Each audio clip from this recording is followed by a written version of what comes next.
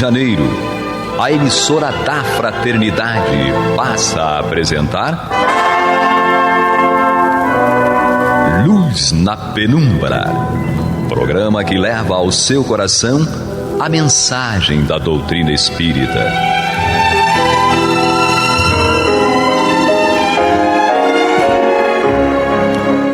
E com vocês, André Afonso Monteiro, para o estudo do livro A Gênese, da obra codificada por Allan Kardec.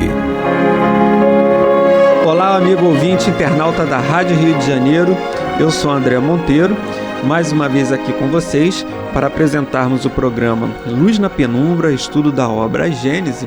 Hoje nós vamos dar continuidade ao capítulo 15, Os Milagres do Evangelho, e vamos entrar no subtítulo Ressurreições a partir do item 37.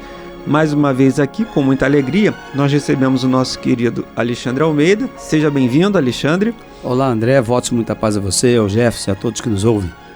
E aqui na técnica, o nosso querido Jefferson, nos dando o apoio técnico aqui para o programa de hoje. Bem, Alexandre, amigos ouvintes e internautas, ressurreição. E aí, Alexandre, ressurreição, reencarnação, como que a gente consegue desvendar essa passagem evangélica? Lembrando que Kardec, ele reproduz aqui a passagem em o Evangelho de Marcos, capítulo 5, versículos 21 a 43, que narra o caso da filha de Jairo. Então vamos lá. Tendo Jesus passado de barca novamente para a outra margem, logo que desembarcou, uma grande multidão se reuniu ao seu redor, e um chefe da sinagoga, chamado Jairo, veio procurá-lo, e encontrando-o, atirou-se aos seus pés. Ele suplicava com muita veemência, dizendo: tenho uma filha que está no momento extremo. Vem impor-lhe as mãos para curá-la e salvar-lhe a vida. Jesus foi com ele, acompanhado de uma grande multidão que o comprimia. Quando Jairo ainda falava, vieram pessoas da casa do chefe da sinagoga e lhe disseram: tua filha está morta. Por que hás de dar ao mestre o incômodo de ir mais longe? Jesus, porém, ouvindo isso, disse ao chefe da sinagoga: não te aflijas, apenas crê. E a pessoa alguma permitiu que o acompanhasse, a não ser Pedro, Tiago e João, irmão de Tiago. Quando eles chegaram à casa do chefe da sinagoga, Jesus viu uma aglomeração confusa de pessoas que choravam e soltavam grandes gritos. E entrando, lhes disse: por que fazeis tanto alarido e por que chorais? E esta menina não está morta, só está adormecida.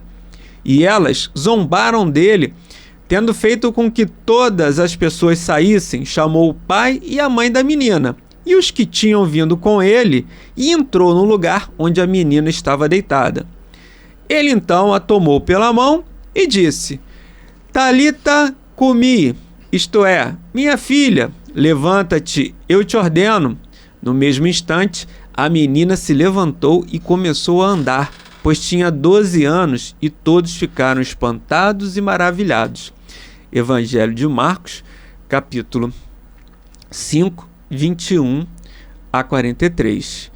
E logo aqui também, Alexandre, Kardec traz uma outra, já no item 38, ele traz agora o filho da viúva de Naim. E também essa reprodução está no capítulo 15, no item está em o Evangelho, também essa agora está no Evangelho de Lucas, no capítulo 7, 11 a 17. E é a mesma questão, ele chega até a casa a uma cidade chamada Naim, né?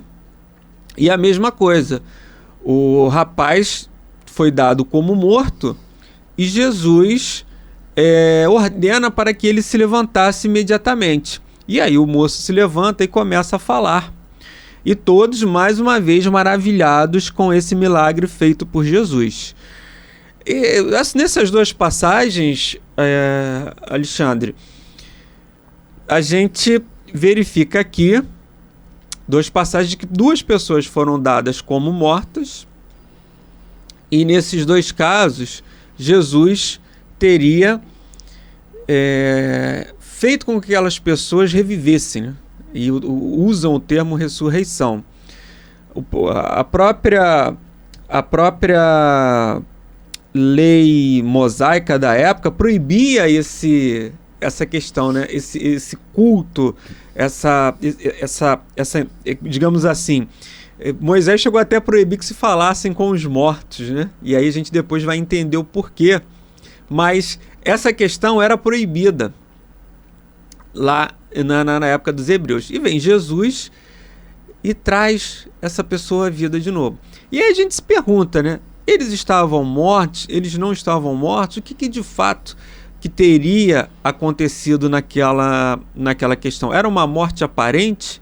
Não era? E Kardec ele vai falar aqui no item 39 que ele começa dizendo, né, o fato de um indivíduo realmente morto voltar à vida corpórea seria contrário às leis da natureza e, portanto, milagroso. Ora, não é necessário recorrer a essa ordem de fatos para explicar as ressurreições operadas por Jesus. Kardec continua, se entre nós as aparências às vezes enganam, os profissionais, os acidentes dessa natureza deviam ser muito frequentes, num país onde não se tomava nenhuma precaução e onde o sepultamento era imediato. Assim, é provável que nos dois casos acima tenha ocorrido apenas uma síncope ou uma letargia. O próprio Jesus declara positivamente, referindo-se à filha de Jairo. Essa menina não está morta, só está adormecida. E aí, Alexandre, como é que a gente consegue, à luz da ciência e da própria doutrina espírita, como é que a gente consegue desvendar esse mistério? Bom, a ideia da ressurreição consiste na hipótese de um espírito voltar a animar um corpo que já tenha sido dado como morto. Aquela matéria retornar à vida. E isso nós sabemos, conforme você já colocou, relatado por Allan Kardec, do item 39, que é impossível, uma vez que é contrária às leis de Deus. Mas como explicar então essa passagem que todos nós e a teologia nos traz de forma emblemática? À época de Jesus não tínhamos o desenvolvimento que temos hoje para catalogar algumas patologias. Então hoje nós já temos na ciência o que chamamos de catalepsia. Naturalmente que nós não podemos aqui hoje, no século XXI, atestar que foram essas as duas questões que acabamos de estudar, de ler aqui. Mas muito provavelmente algo relacionado próximo a essa questão.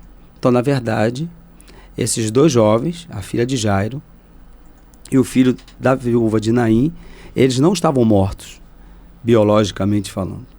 Estavam sofrendo de algum mal que fez com que os seus sentidos, né, os membros, os músculos, até mesmo o batimento cardíaco, ficasse num ritmo em que parecesse estar mortos. Você imagina, André, nós já ouvimos muitos relatos de pessoas que chegaram a ser enterradas vivas. Né? Eu lembro quando criança, a minha mãe contava muito esse caso. Tinha um cantor que foi muito famoso, não sei se o nome dele era Paulo Sérgio, alguma coisa assim. Isso deve ser década de 60. Me foge o nome também, mas eu me recordo desse relato também, relatos domésticos. Ele foi dado como morto. Não sei se Paulo Sérgio, Antônio Marcos, alguma coisa assim. Alguma coisa assim, né? Ele foi dado... Ele teve uma morte prematura, né? Eu não me lembro direito qual era o nome dele, mas ele foi dado como morto e logo depois acho que identificaram que na verdade ele tinha sofrido esse processo de letargia, né?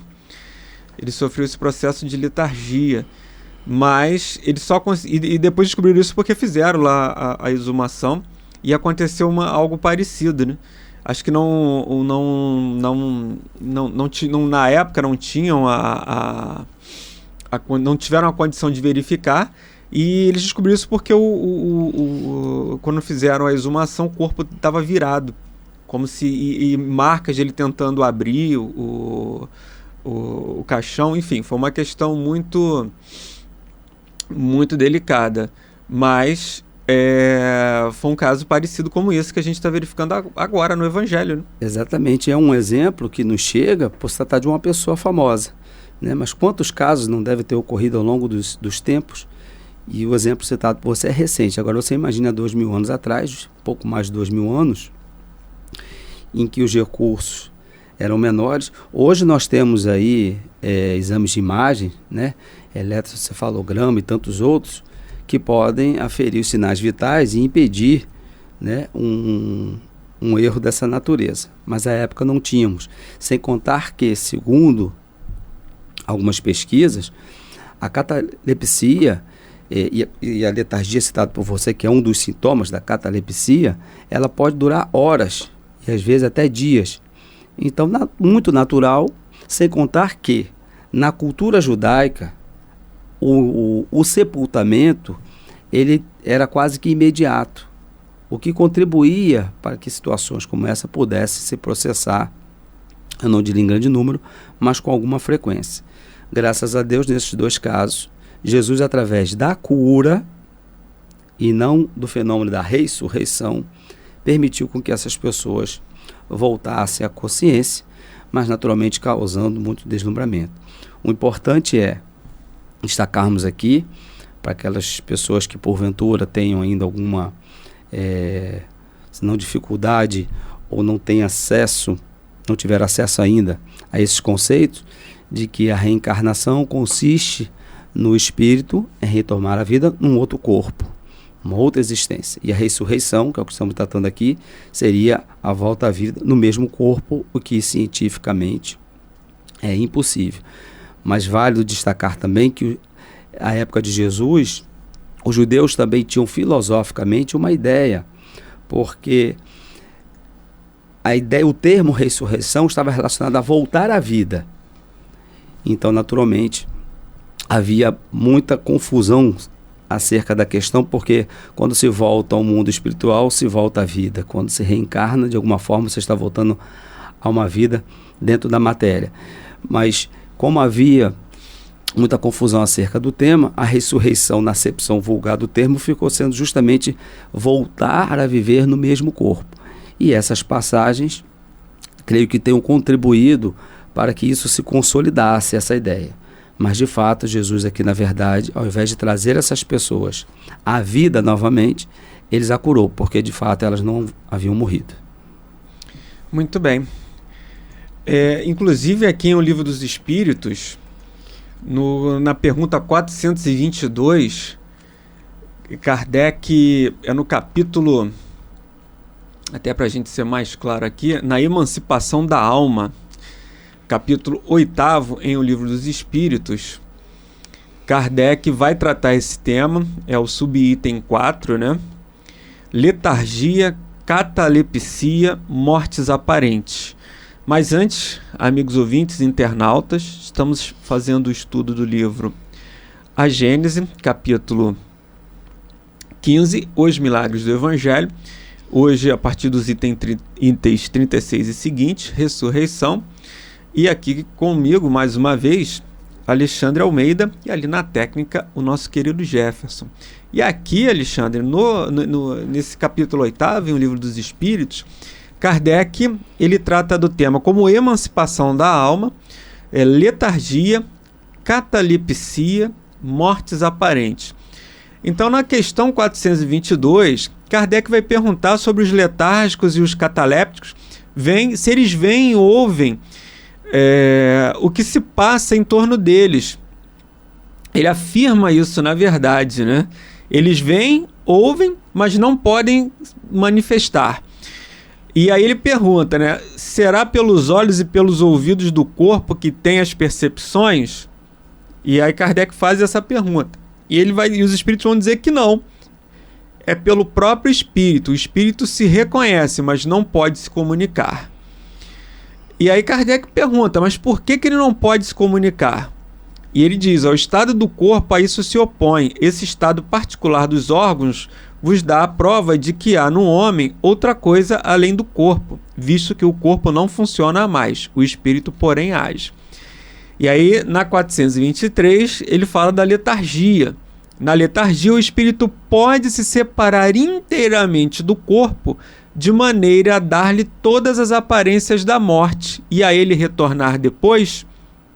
Então, aqui vejam, né, se esses casos se enquadram nessa questão da emancipação da alma, tanto da filha de Jairo, como o filho da viúva da cidade de Naim, em que o corpo como se estivesse sem vida, como se estivesse já desabitado pelo espírito, aquela morte aparente. Então, a Kardec vai perguntar aos espíritos isso. Na letargia, o espírito pode separar inteiramente do corpo, de maneira a dar-lhe todas as aparências da morte e a ele retornar depois? Ou seja, como se aquele corpo ali estivesse sem vida e sem habitação de um espírito.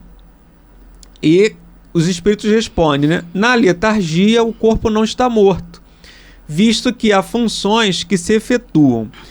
A vitalidade dele se encontra em estado latente, como na crisálida, e não aniquilada. Ora, o espírito está unido ao corpo, enquanto este vive. Uma vez rompidos os laços pela morte real e a desagregação dos órgãos, a separação é completa, e o espírito a ele não mais retorna.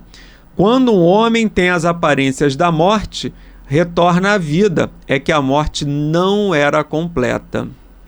Então você vê aqui, Alexandre, que ele dá algumas informações muito interessantes. Primeiro, ele diz que a vitalidade se encontra em estado latente, ou seja, está ali adormecida, né? Como se estivesse num estado de adormecimento.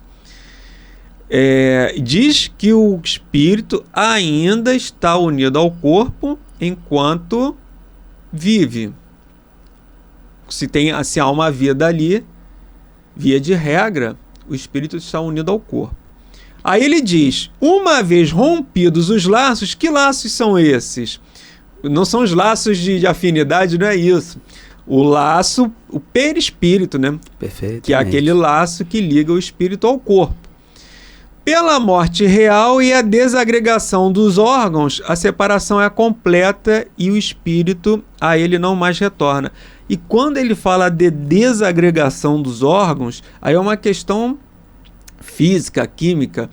Ou seja, quando há essa desagregação, não volta mais ao estado anterior. Uma coisa é existir a desmaterialização. Tem espírito, né, que trabalha de materialização e desmaterialização. Agora, desagregação é uma coisa que não volta mais. Você não tem como mais agregar aquela matéria novamente. Certo. Ela vai voltar para o todo e ali do todo vai se transformar em uma outra matéria futuramente. Quando a gente fala o todo, é o fluido cósmico universal. Desagregou, ela não volta mais, aquela não tem mais como se agregar. Então a gente pode entender que foi isso que aconteceu nesses dois casos. Havia ali os laços, o corpo ainda estava ligado ao espírito, mas por algum motivo houve essa emancipação da alma, houve um desdobramento, alguma coisa assim, não sabemos qual foi o motivo que provocou, mas não houve a desagregação, ou seja, o laço que une o espírito ao corpo não foi desagregado, e nem houve desagregação da própria matéria do corpo físico desses dois personagens. O que aconteceu ali, digamos assim, houve um desdobramento, houve uma emancipação da alma, e Jesus, pela sua possibilidade, digamos assim, chamou, né? Acorda, levanta-te, eu te ordeno. Podemos entender, basicamente, que ali não houve, então, a ressurreição, ou seja, não morreu e voltou à vida novamente, né, Alexandre? Exatamente. Até porque nós temos, nesse estado narrado por você, um ritmo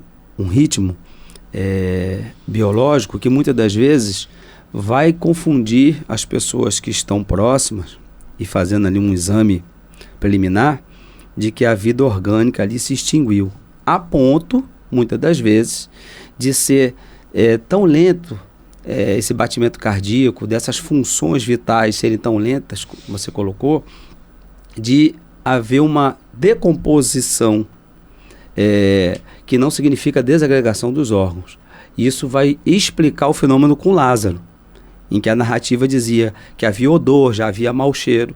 Então são coisas completamente distintas. Você vê que coisa interessante. E até no caso desse cantor também, que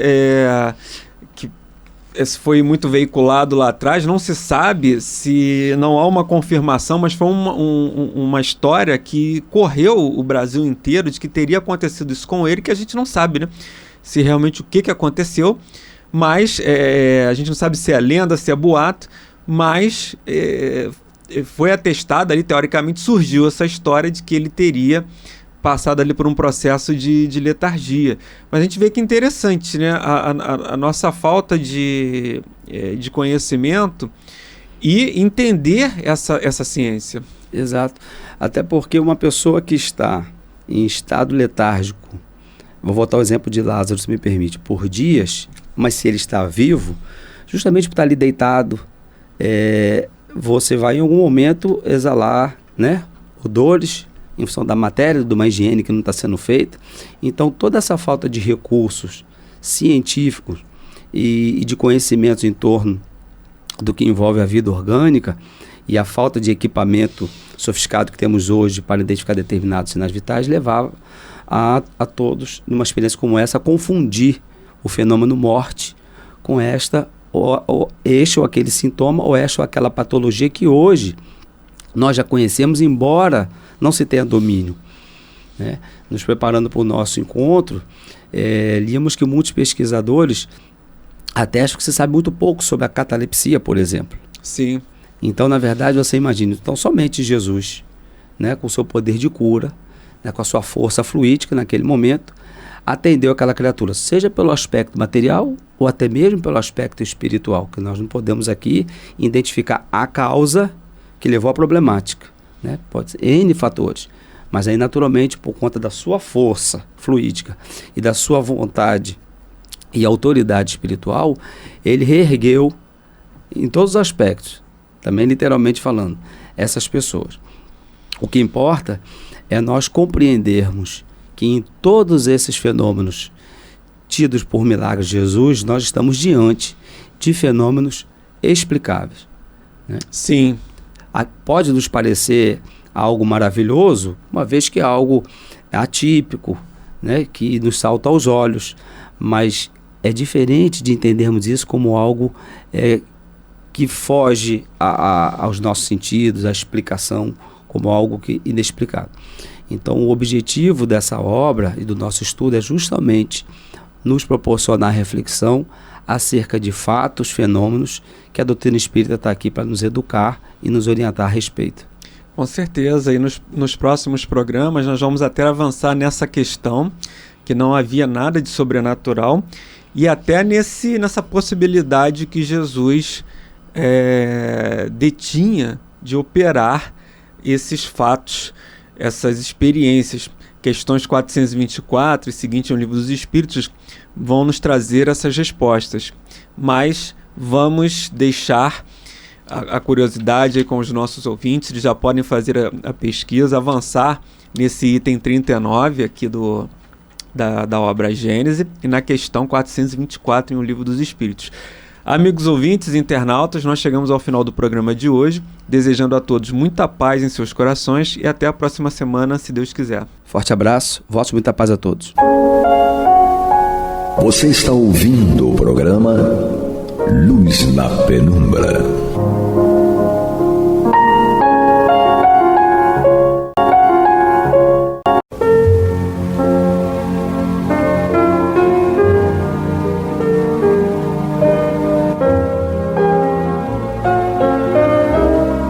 A Rádio Rio de Janeiro está levando ao seu lar e ao seu coração a mensagem consoladora da doutrina espírita, através do programa Luz na Penumbra.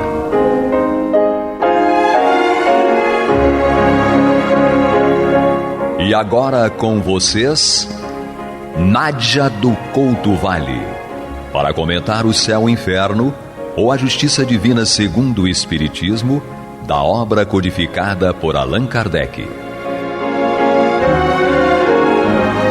Amados e amadas ouvintes e internautas, que a paz de Jesus permaneça conosco hoje e sempre. Este é o espaço em que nós estudamos o céu e o inferno, ou a justiça divina segundo o Espiritismo, e nós, nas épocas que celebramos as comemorações do Natal de Jesus, vamos falar dessas luzes que estão diante de nós desde os tempos imortais. Lembrando, portanto, Jesus nos dias de seu Natal. Havia em Jerusalém um homem chamado Simeão, homem este justo e piedoso que esperava a consolação de Israel. E o Espírito Santo estava sobre ele. Revelara-lhe o Espírito Santo que não passaria pela morte antes de ver o Cristo do Senhor. Movido pelo Espírito, foi ao templo. E quando os pais trouxeram o menino Jesus para fazerem com ele o que a lei ordenava, Simeão o tomou nos braços, aconchegou-o e louvou a Deus, dizendo: Agora, Senhor, podes despedir em paz o teu servo, segundo a tua palavra, porque os meus olhos já viram a tua salvação, a qual preparaste diante de todos os povos, luz para a revelação aos gentios e para a glória do teu povo de Israel. Essa espera de Simão nos faz lembrar o Pequeno Príncipe em seu diálogo com a raposa. Se tu vens, por exemplo, às 4 da tarde, desde as 3 eu começarei a ser feliz. Quanto mais a hora for chegando, mais eu me sentirei feliz. Às 4 horas, então, estarei inquieta e agitada. Descobrirei o preço da felicidade.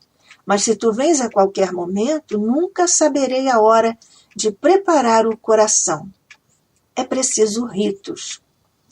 E por isso Jesus nos avisou: pois vou preparar-vos o lugar.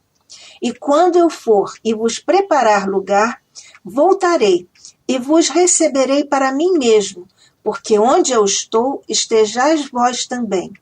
Se vós me tivesseis conhecido, conheceríeis também a meu Pai. Desde agora o conheceis e o tendes visto. Então, inspirado por seu anjo guardião, o velho e paciente Simeão esperou praticamente toda a vida pelo encontro com Jesus. E ao que se sabe pelas Escrituras, é a única personagem a ter visto, a ter encontrado Jesus menino. De algum modo, ele sabia quando ele viria. Preparou-se até a velhice. O marco que o Espírito Santo lhe tinha informado, seguiu o rito da espera e, chegada a hora, talvez, inquieto e agitado, precipitou-se na direção do templo, onde descobriu o preço da felicidade. Encontrou o menino Jesus. A questão da pessoa humana como ser de relação está aí posta, e a do ser espiritual como ser de intuição também está, pois Simeão sabia que ele viria, e assim já o tinha encontrado tão intimamente que o reconheceu. Após a demonstração de fé, esperança e persistência de Simeão, com Jesus inaugurou-se um novo tipo de relação com Deus, uma relação de serviço a Deus através dele e do mundo, um profundo espírito de comunhão e de comunidade plena e transcendental. O amor como elemento fundante de tudo e uma nova alegria e da verdadeira felicidade, a inter-relação no autêntico interhumano, que busca a interface com o divino. E ele então disse a toda a humanidade, de todos os tempos e em todos os tempos, que voltaria a nos encontrar, já nos tendo preparado o lugar. Porque em si mesmo Jesus não precisava de nenhuma preparação, pois sempre esteve sumamente preparado para estar com Herodes e com Nicodemos, com a samaritana, com os escribas e fariseus e com todos os demais. Mas de nossa parte, sim, há ritos para os encontros. Pensemos então na fase da preparação. Há pressupostos como a disponibilidade de ambas as partes e o conhecimento do outro e de si mesmo para que se efetive um encontro, que pode ser com qualquer pessoa, com o gerente do banco, com um professor, com um amigo ou com o amigo. Encontro dá-se entre pessoas, emoções, ideias, ensinamentos, criando-se, nesse caso, o que chamamos espaço fenomenológico, que se abre e sedimenta quanto mais vezes e com mais disposição vamos ao encontro do outro, mais nós o encontramos. É quando cada um abre parte de seu universo íntimo para receber, para recepcionar a parte que o outro também disponibiliza.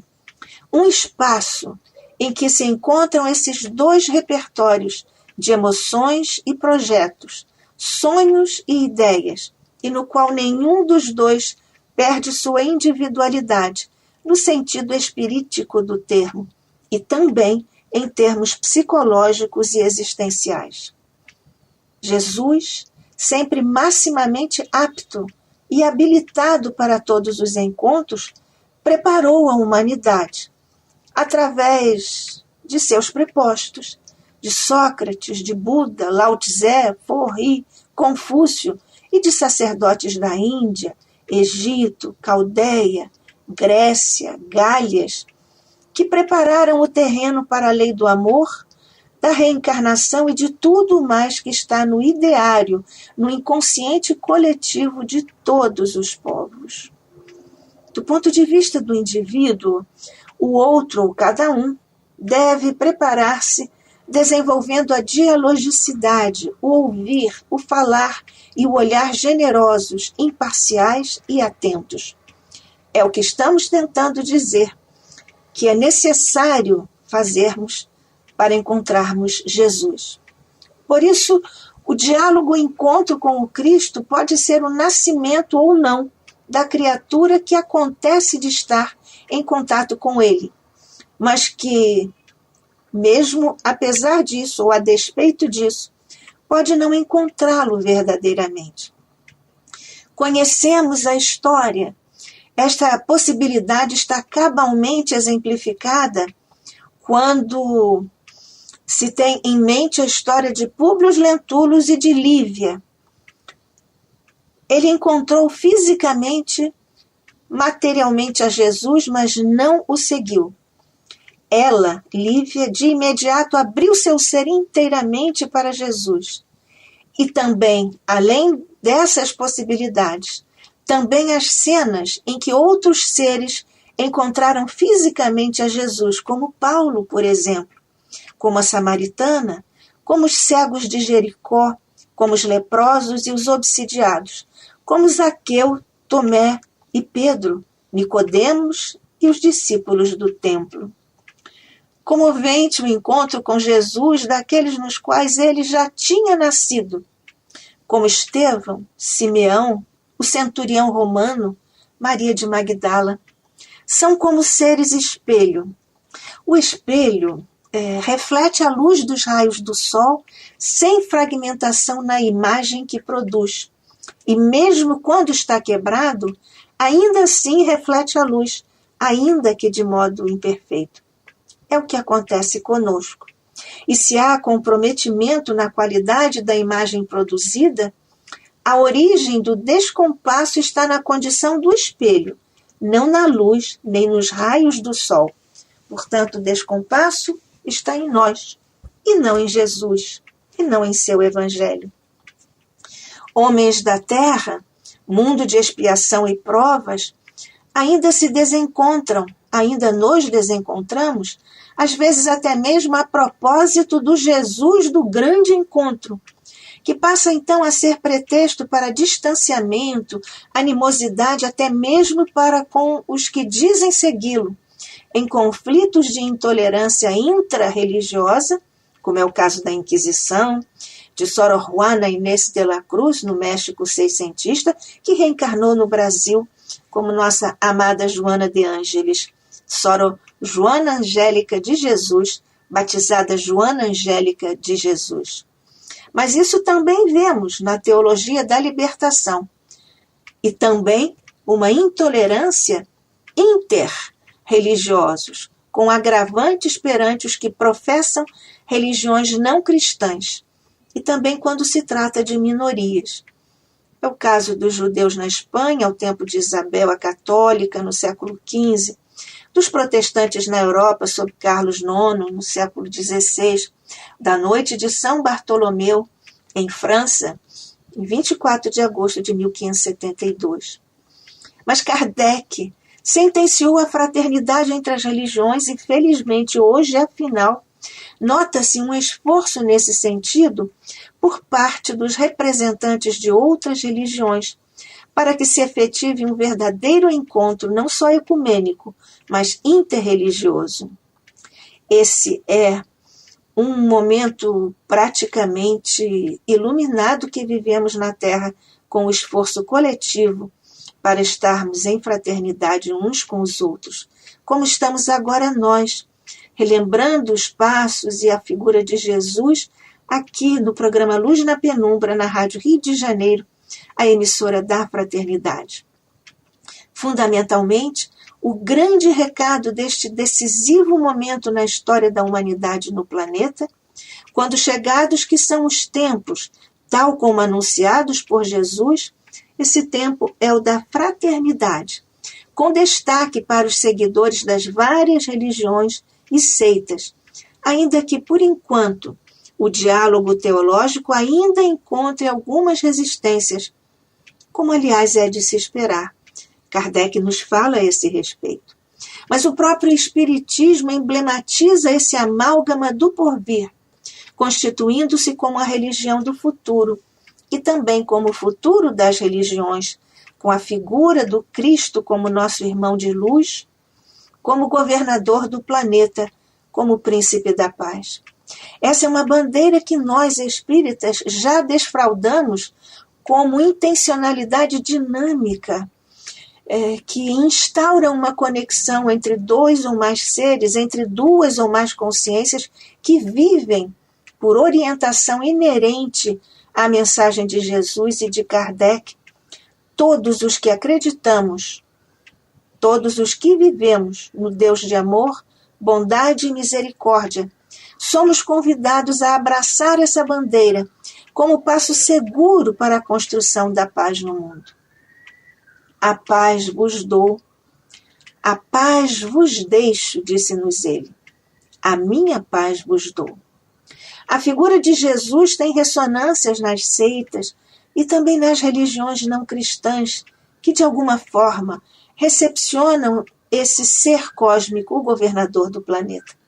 Seus chamados de natureza essencialmente transcendental, espiritual e vibratória ecoam como um mantra que repercute no inconsciente individual e coletivo a minar barreiras que têm sido obstáculo a que indivíduos e grupos dirijam-se a ele, Jesus, acolhendo de fato o grande convite, vinde a mim, e transformando o aceite em adesão, e adesão em ações que podem e vão algum dia derrubar as fronteiras espirituais projetadas nas criaturas a partir de fronteiras físicas em uma geografia que emblematiza uma encruzilhada civilizatória de três vertentes religiosas. Nesse particular, impõe-se a experiência cristã de ir ao encontro do outro. Um eu-tu pessoal, emocional, civilizatório, espiritual, vibratório, que ultrapasse os delineamentos do ecumenismo e mergulhe no interreligioso. Tudo isso seguindo Jesus, que permanentemente promove um renascimento ou um nascimento da fraternidade supra-religiosa, esta sim espiritual, cósmica, transcendental, no grande encontro com o divino que existe no outro. No momento do Natal, que celebra os que vão ao encontro do Cristo como os pastores, e possivelmente muitos outros. Neste momento é profundamente evangélico fazer-se na Terra o Natal do diálogo, do encontro interhumano entre duas criaturas humanas, ou mais criaturas humanas, além do interreligioso, em nome de tudo o que nos une, que deve ser sempre o nosso foco, a definir a direção de nossas relações interhumanas, intrarreligiosas e interreligiosas, como o grande arauto de dias maiores em amor e compreensão. O Evangelho de Mateus relata, no capítulo 26, no primeiro dia da festa dos pães asmos, vieram os discípulos a Jesus e lhe perguntaram: onde queres que te façamos os preparativos para comeres a Páscoa? Jesus lhes respondeu: o meu tempo está próximo. Celebrarei a Páscoa com os meus discípulos. Enquanto comiam, tomou Jesus um pão e, abençoando-o, o partiu e o deu aos discípulos, dizendo: tomai, comei. A seguir, tomou um cálice e, tendo dado graças, o deu aos discípulos, dizendo: bebei dele todos, porque isto é o sangue da aliança. E digo-vos que desta hora em diante não beberei deste fruto da videira, até aquele dia em que o hei de beber novo, convosco, no reino de meu Pai. Mas de que festa falou Jesus? Era uma festa, a festa dos pães asmos, era uma festa judaica, e é uma festa judaica, com 8 dias de duração a partir da Páscoa, quando era celebrada uma ceia familiar, em que se comia o cordeiro sacrificado para a ocasião. O simbolismo é óbvio, pois antes da ceia Jesus anunciou aos discípulos: sabeis que daqui a 2 dias celebrar-se-á a Páscoa, e o Filho do Homem será entregue para ser sacrificado. É comovente a grandeza de Jesus, pois fez a Eucaristia mesmo sabendo que se aproximava a grande hora. A palavra grega Eucaristia significa dar graças e se refere à ceia que Jesus partilhou com os discípulos mais próximos, antes da culminância de sua missão na terra, emblematizada no pão e no vinho como ingredientes básicos, mas simbólicos. Isso não significa que nós devemos beber no dia de Natal álcool. Há reflexões profundas cujo alcance ainda nos está interditado. No entanto, já podemos discernir alguns temas, como inicialmente o da alimentação, conceito que o Espiritismo alarga para o alimento do espírito, com leituras, palavras, pensamentos, companhias, inclusive e particularmente na época do Natal. Ele se dispôs a celebrar com os discípulos em casa, fazendo-nos transitar do espaço físico cartesiano para o locus da casa mental, que ele visita em ambas as instâncias, em especial no dia de Natal. Ao partir o pão, dá graças, mais uma vez, demonstrando a necessidade da oração, não de lábios apenas, mas de ação, da gratidão, que é apanágio das almas superiores. Depois, verifica o de que dispõe em essência e exemplifica a datividade, a doação, no partilhamento que abençoa a carência de quem recebe, no caso, os pobres em espírito, mas que evoca também a carência de nossos irmãos em necessidades materiais que devemos sempre amparar, importando a postura de tomar, receber, guardar o alimento material e espiritual a serem incorporados como energia, tanto no plano físico quanto no mento espiritual. Ao dar de comer e de beber a todos, Jesus não excluiu ninguém nessa ceia, nem mesmo que haveria de traí-lo. Que exemplo foi esse? Ele exemplificou outro tema aí presente, o do companheirismo, pois companheiro, a palavra etimologicamente vem de companis, latim, sendo, portanto, aquele que come o pão junto, selando a aliança de ambos em sinceridade e comunhão de circunstância e de sentimento. Como nos acontece ou deve nos acontecer no Natal, quando Cristo vem beber conosco em casa o vinho novo, de novo, porque estamos cada vez mais despertos e porque Jesus está fora do tempo e do espaço cartesiano em que nós estamos. O Cristo, então, nos advertiu e isto continua sendo tão necessário para todos nós. E disse-nos: nisto, porém, que vos prescrevo, não vos louvo porquanto vos ajuntais não para melhor, e sim para pior. Eis a advertência de Jesus para conosco, sobretudo na época do Natal.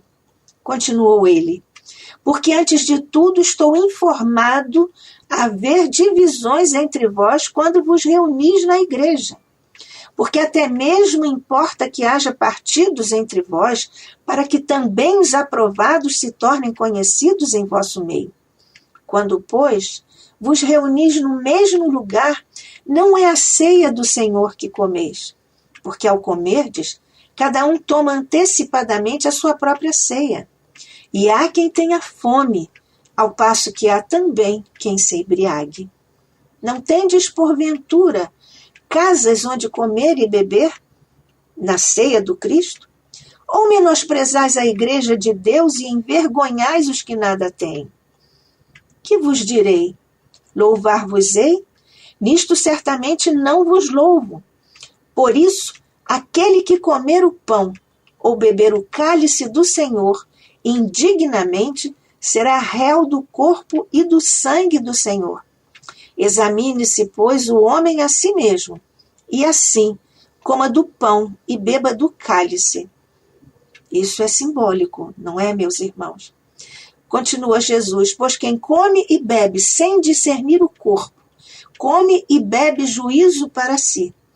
Eis a razão porque há entre vós muitos fracos e doentes e não poucos que dormem. Porque se nos julgássemos a nós mesmos, não seríamos julgados. Assim, pois, irmãos meus, quando vos reunis para comer, esperai uns pelos outros. Se alguém tem fome, coma em casa, a fim de não vos reunirdes para juízo, para julgar os outros, para fazer coisas mundanas. É clara a advertência de Paulo que se aplica, nesta época, reuniões que mais fazem mal do que bem, quando materializadas e em torno de valores vãos, em que são flagrantes as divergências, as divisões. Por isso algumas pessoas não gostam da reunião de Natal, porque não se dão com familiares, em que são flagrantes essas divergências e divisões. Vamos acabar com isso, meus irmãos. Tão evidentes quanto a percepção do significado do Natal, revelando os valores reais que se antepõem aos proclamados, o que nos submete automaticamente a uma avaliação espiritual para sermos aprovados. Portanto, lembrando as mensagens de comunidade e da gratidão tão presentes nessa luminosa passagem, humildemente parafraseamos as palavras de Paulo. Meus irmãos, queridos e queridas amigos e amigas ouvintes e internautas, quando nos reunirmos para comer, para nos alimentarmos espiritualmente, esperemos uns pelos outros, para sempre vicejar a esperança em família e com amigos e outros parentes e companheiros. Vivemos Vibremos com amor, sem dispersão de energias fraternas ou desagregação vibratória em condenação perante a lei de amor. Nós, mestre, nem precisamos mais perguntar, como os discípulos te perguntaram, onde queres que te façamos os preparativos para comeres o Natal? Porque, mestre, já sabemos. Hoje já sabemos. Ajuda-nos a fazê-lo. Em Feliz Natal para todos. Venha à nossa casa no Natal. Ilumina nossa família, nossas mentes e nossos corações. E guarda-nos, mestre, em um Natal a cada dia. Ajuda-nos a fazê-lo. Feliz Natal ao seu coração, amigo, amiga, ouvinte, internauta. Que assim seja, hoje e sempre, sob a graça de nosso Pai.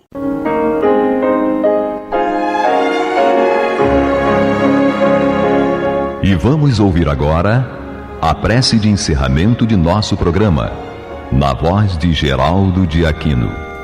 Jesus, dá-nos coragem para a luta, piedade para os insultos e misericórdia para as injustiças e ingratidões.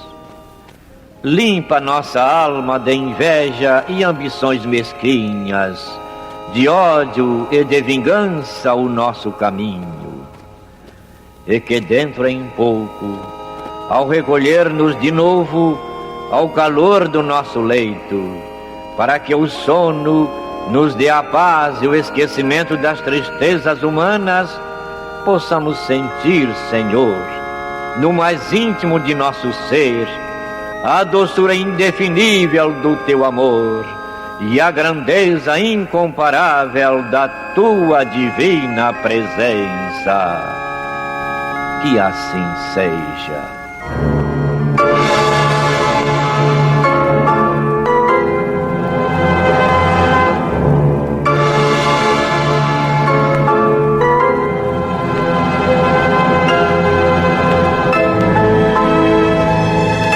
Acabamos de apresentar o programa Luz na Penumbra, que voltará a ser apresentado amanhã às 21 horas nesta emissora.